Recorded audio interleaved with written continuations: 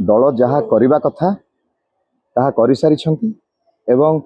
मु मध्य जहाँ करने कथा करि सारिछि। जहाँ मु आपण मानक पाखरु सुनिबा पई पाउछि, गणमाध्यम रे देखिबा पई पाउछि, दल किछि कार्यानुष्ठान ग्रहण करने पई जाउछंती। विधिवत भाव से तथ्य मो पाखक आसिले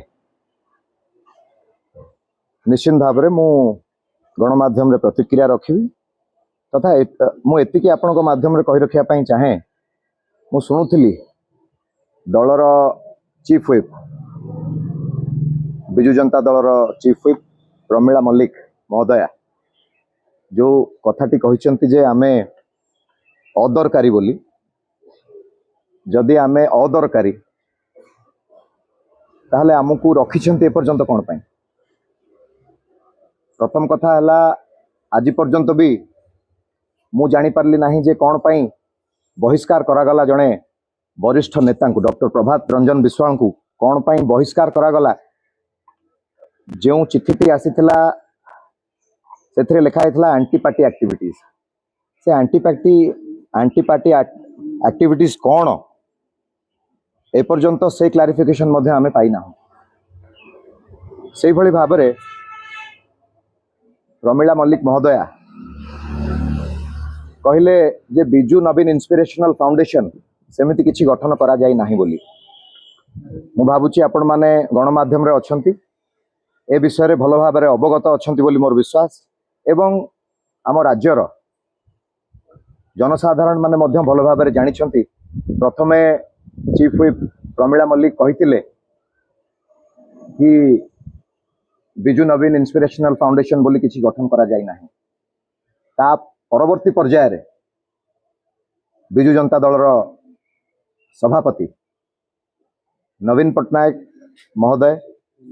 निजे आसिकी गणमाध्यम रे कहिथिले कि से बिजू नवीन इंस्पिरेशनल फाउंडेशन टी को गठन करिसेंती बोली। सेही कथाटी पाई तो जेतबेले डॉक्टर प्रभात विश्वाल ए कथा को नवीन निवास रे नवीन पट्टनायक सम्मुख रे कथाटी को उपस्थापन करथिले, बिना कारण रे तांको बहिष्कार करागला एवं बहिष्कार पत्र रे लिखा गला जो चिठीटी आसिला ताधरे लिखा गला कि एंटी पार्टी एक्टिविटी। ए प्रश्न मु आपनक माध्यम रे प्रमीला मल्लिक महोदय को पचारिबा पई चाहे। ता सहित सो कॉज मध्य मगा जाइथिला। मु आउ कहा विषय रे कहबा पई चाहे नाही, व्यक्तिगत भाव में मो कथा मु कहि रखिया पई चाहे। जो सो कॉज टी मते मगा जाइथिला सेथिरे मु क्लियरली मेंशन करिथिली जे जणे 4 थर जहां को जनसाधारण कटक वोट देइछंती एवं बिजु जनता दल पई जे यथेष्ट परिश्रम करिसेंती, निष्ठार सहित बिजु जनता दल पई काम करचंती, तांको कोन पई बहिष्कार करा गला एटा मो मोर सो कॉज रे मध्य मेंशन करिछि। से कथा को मध्य चीफ व्हिप महोदया खंडन करथिले, कहले कि गोटे छापी की समस्ते सो कॉज टी को देइछंती बोली। तो मु भाबुछि ठीक से जानिबा दरकार, ठीक भाव में पढ़िबा दरकार, तापर गणमाध्यम रे कहवा आवश्यक। एवं व्हिप देखंतु मु जेतबेले राज्यसभा निर्वाचन हेतिला सेतबेले मु दिलीप राय महोदय को वोट देइतिली एवं स्पष्ट भाव में कहितिली मध्य मु कोन पई दिलीप राय को वोट देइछि बोली। से विषय में आउ थरे कहबा पई चाहू नाही, किंतु व्हिप लागू हुए नाही। राज्यसभा वोटिंग रे जदि भी व्हिप जारी होउछि देन दिस इज इलीगल। तो जी कहउचंती कि दलर व्हिप को मानि नथिले से माने भूल कहउचंती। अनेक कथा अछि, एबे मु से कथा गुडी को कहबा पई चाहू नाही। निश्चित भाव में समय आसिले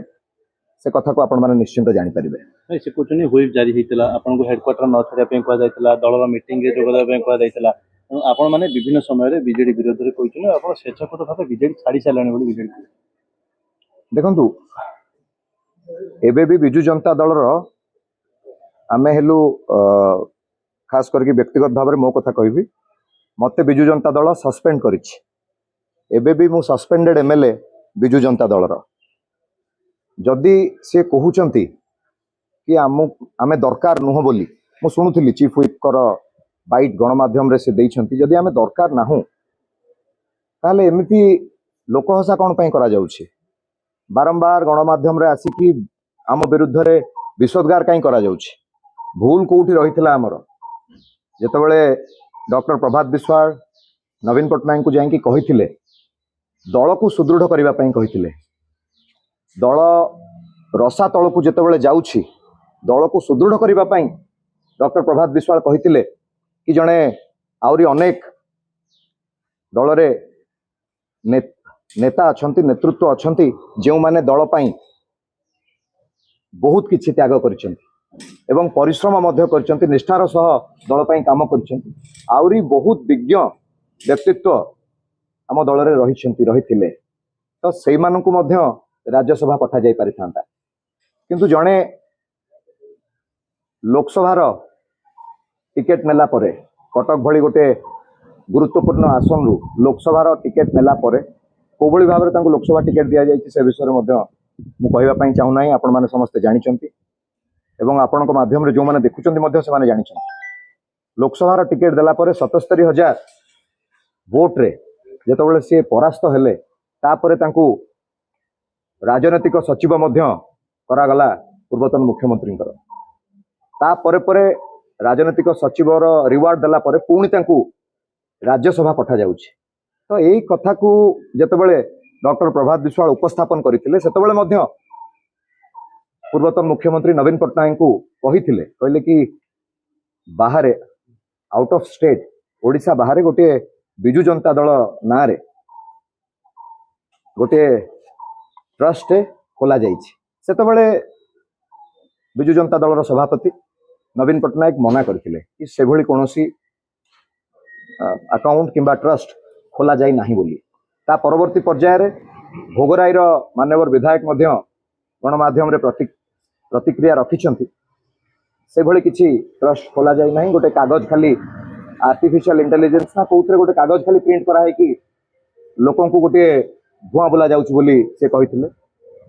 ता परे परे सेई दिन मध्य प्रतिक्रिया रखिथिले चीफ व्हिप महोदय से भी कहिथिले कि से भली कोनोसी ट्रस्ट गढ़ा जाई नाही ओडिशा बाहर किंतु आउ किछि दिन पर आमे देखिबा पई पाइलु निजे सभापति बिजु जनता दलर पूर्वतन मुख्यमंत्री नवीन पट्टनायक महोदय निजे गणमाध्यम रे कहिले कि से निज पॉकेट रु लाख टंका देई बिजु नवीन इंस्पिरेशनल फाउंडेशन गठन करछन्ती बोली जदि कथा एया थिला मूलरु तो डॉक्टर प्रभात विश्वाल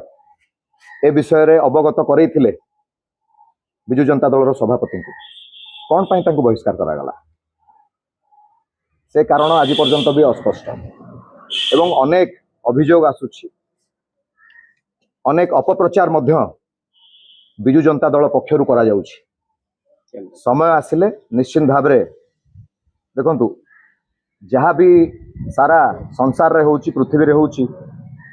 भगवान कर इच्छा रे होउछि तो निश्चित भाव रे सत्य एवं धर्म एवं निष्ठारे रहिले विलंब हो पारे किंतु सत्य आउ धर्म निश्चित भाव रे विजय लाभ करियो बोली मोर विश्वास।